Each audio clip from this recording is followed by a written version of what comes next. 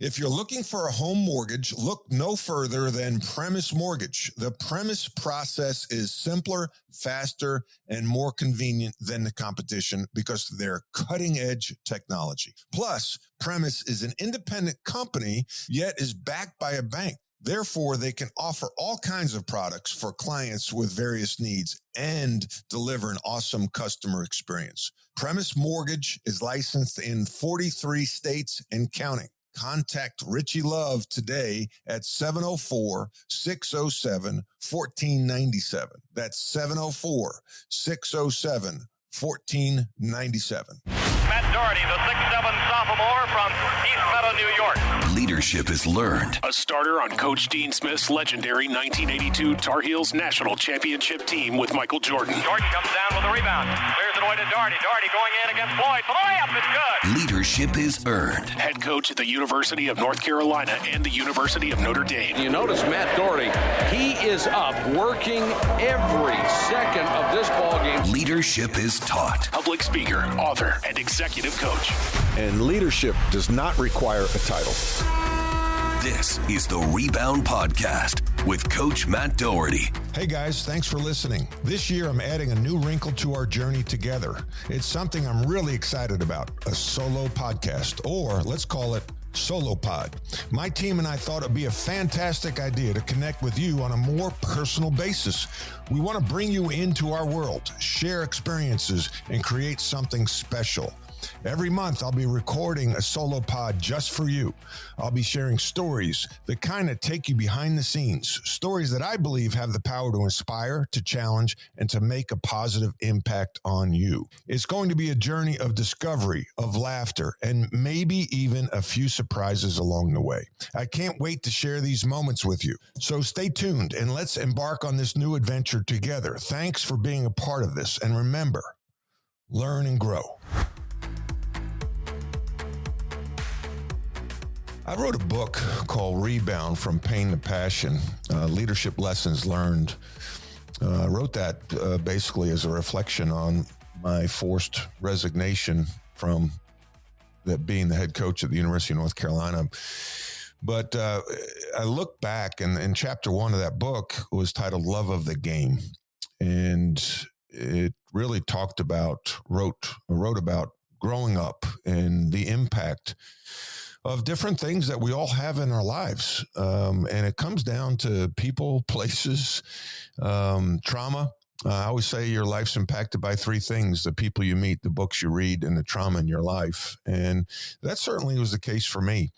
The quote that I started out with in the book is, passion is energy. Feel the power that comes from focusing on what excites you. And that was a quote from Oprah Winfrey. So as a kid growing up in East Meadow, New York, Long Island, 30 miles from New York City, blue-collar family, dad owned a Pepsi route, worked his tail off, but I never saw him complain.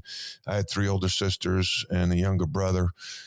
And just the values, I talk a lot about core values, and the values that my parents instilled in us were basically love, respect, do the right thing, listen to your elders, and they loved each other. And I think as I got to college, I realized not everybody grew up like I did. You know, when you really get to know the people and you see that they may have come from broken homes or that they had dysfunctional families, I realized how blessed that I was. And then growing up where I grew up, I was surrounded by the Knicks, the Nets. The New York Nets played 5 minutes from where I grew up. And we had the Mets. My dad was a minor league baseball player. We had the New York Giants. I had the Jets in my backyard at Hofstra. They practiced. I saw Joe Namath practice when I was a little kid. My dad brought me to that practice. The Rangers. I loved Eddie Giacomin, who was a goalie for the Rangers. And then the Islanders won 3 or 4 Stanley Cups right in my backyard at Nassau Coliseum. So you were surrounded by all this greatness, and that captured your imagination. So I go back to, passion and dreams. And I was allowed to dream as a young boy. And then I was allowed to chase those dreams. I was supported by my family members. I wasn't discouraged. And in 4th grade, my dad signed me up for Gus Alfieri's All-American basketball camp. He bought me my first jock, and I remember sitting in the car. I think it was a Ford Galaxy 500, green with like a Landau roof. And he handed me the jock, and he said, when a coach is correcting you, don't say I know. And I thought back to that moment when I was trying to coach my son, because, I think my son and I are wired kind of alike. Somebody wants to say something. Yeah, I know. And so what my dad was teaching me was to be coachable. And I just think that and he didn't do it in a way like demeaning. He just, matter of fact. And I loved camp. I loved every minute of it. And it exposed me to great players, great coaches. Dr. J, one of the best players of all time, spoke at our camp. And he spoke about pivoting. Okay, now that doesn't excite many people.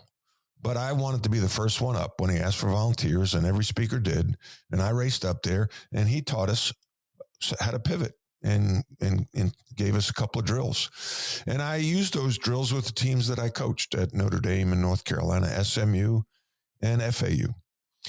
And so, again, the influences in your life. So when I get home from camp each night, I was tired, but I would take out a notebook and write down notes from what I learned so I could apply it after the season, after the camp was over. When a month later, you want to look back, what did I learn? Oh yeah, those are the 3 things I learned about shooting. And it's funny because as I'm talking right now, I realize that's coaching, that's teaching. That's what I do now as an executive coach. You can go to a seminar and learn about losing weight. You can learn about saving money. You can learn about leadership. You can learn about sales. You could get excited about doing little things in your life, but are you going to do it a week later? Are you going to do it a month later? That's where accountability comes in. That's where coaching comes in.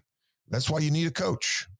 That's why you need me, because I'm going to stay on your butt each month to make sure you are setting goals and then you are working to achieve those goals, because it's like every January, people sign up for gyms to lose weight. And every February, they stop going. We all need accountability in our lives. And so in 6th grade, I go back to books I read. Bill Bradley was a great player for the New York Knicks. And he wrote a book called Life on the Run. And he was a great player at Princeton and Rhodes Scholar. And in his book, he stated, if you're not working on your game and somebody else is, when you two meet, that person will have the advantage. And I immediately quit baseball. Now, my dad was a baseball player, minor league, and he didn't care. He's like, no problem.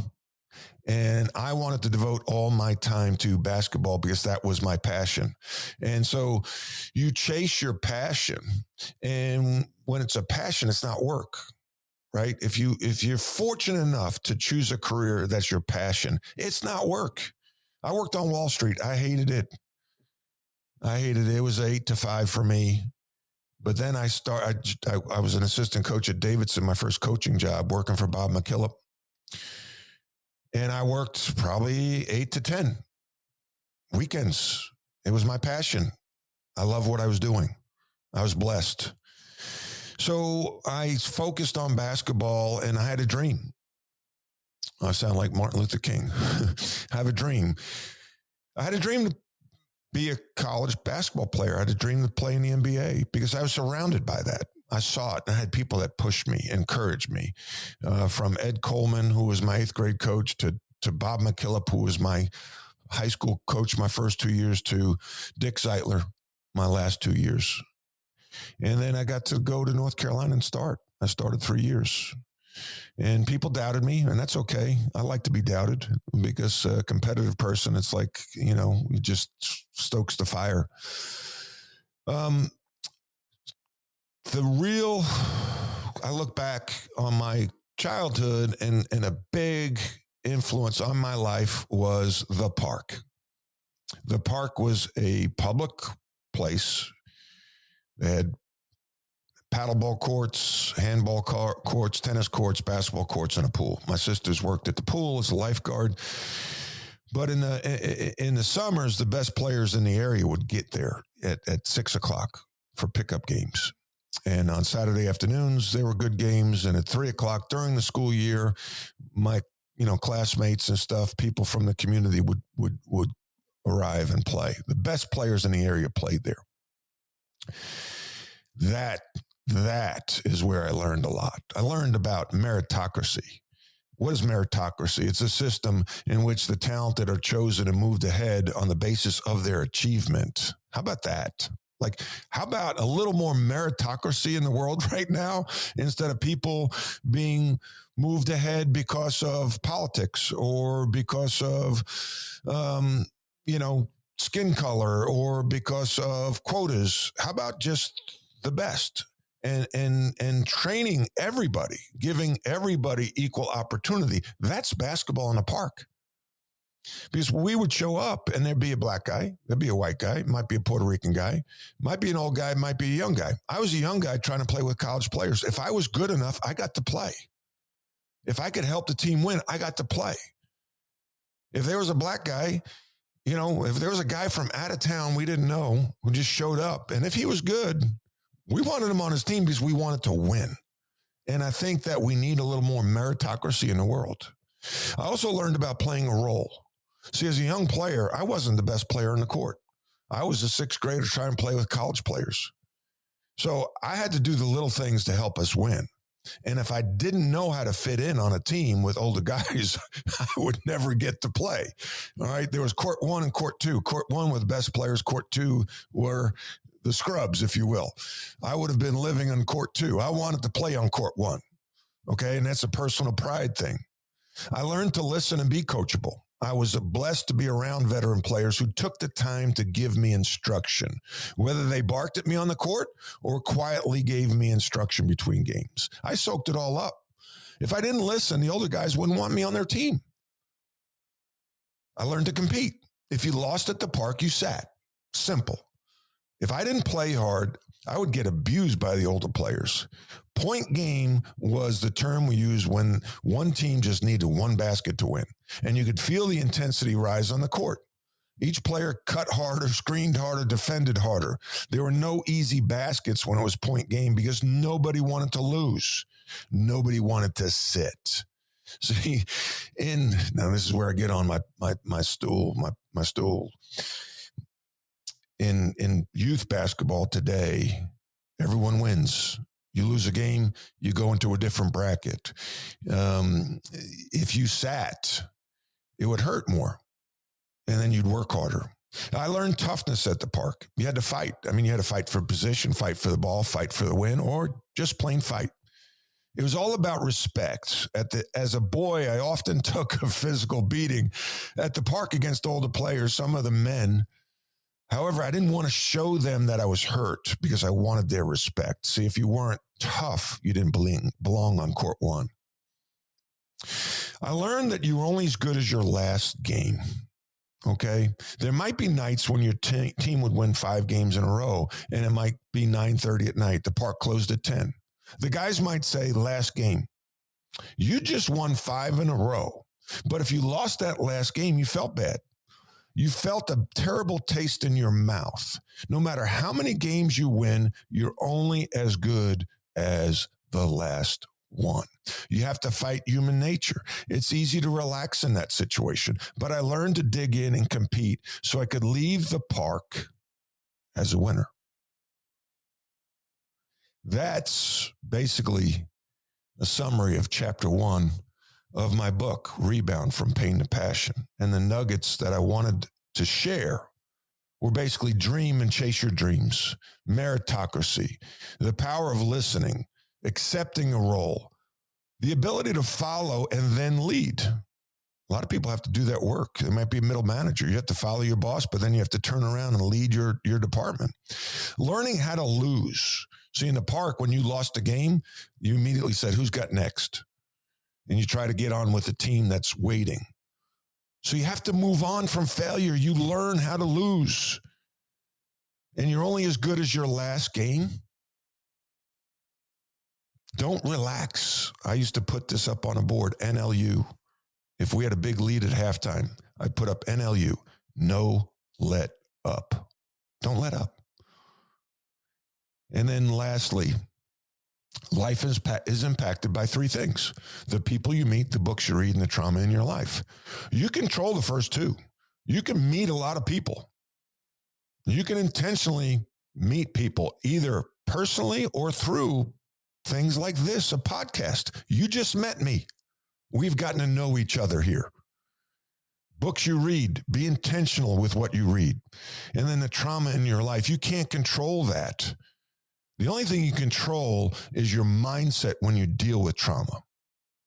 It doesn't happen to you, it happens for you. See, adversity is like a car wash. You go through adversity and you come out better on the other side. It's not a brick wall. It's a mindset. Nelson Mandela said, "I never lose. I either win or I learn." I challenge you to dream, chase your dreams, surround yourself with good people, read, and embrace failure. Learn and grow. Thank you for listening. Leadership is a learned behavior. You're a leader whether you're a parent, a coach, a business owner, or a friend. We all lead in some way, shape, or form. Thanks for listening. I welcome any and all feedback. You can reach me at dohertycoaching.com. If you are looking for a commercial roofer, you got to call Catamount Roofing first. They are experts in the commercial roofing space, serving North and South Carolina. The team at Catamount specialize in commercial, industrial, medical, and institutional roofing. They will care for your roofing investment every step of the way, from design and installation to maintenance throughout its life to ensure maximized watertight service. Solutions through perseverance. Catamount Roofing. They work to make your roof last longer. Get in touch today at catamountroofing.us. That's catamountroofing.us. Does your company have a clear vision? Do you have the right people in the right seats? Are you consistently getting the results you want and enjoying the journey? If not, consider talking to my friend and colleague Brandon Blell about implementing EOS, the Entrepreneurial Operating System. EOS is a simple system used by more than 190,000 companies around the world to clarify, simplify, and achieve their vision. Brandon is a professional EOS implementer here in Charlotte who is passionate about helping leaders like you get better results and live better lives. Get in touch with her at eosworldwide.com/Brandon-Blell, that's BLELL, or connect with her on LinkedIn to learn more and schedule a free 90-minute meeting.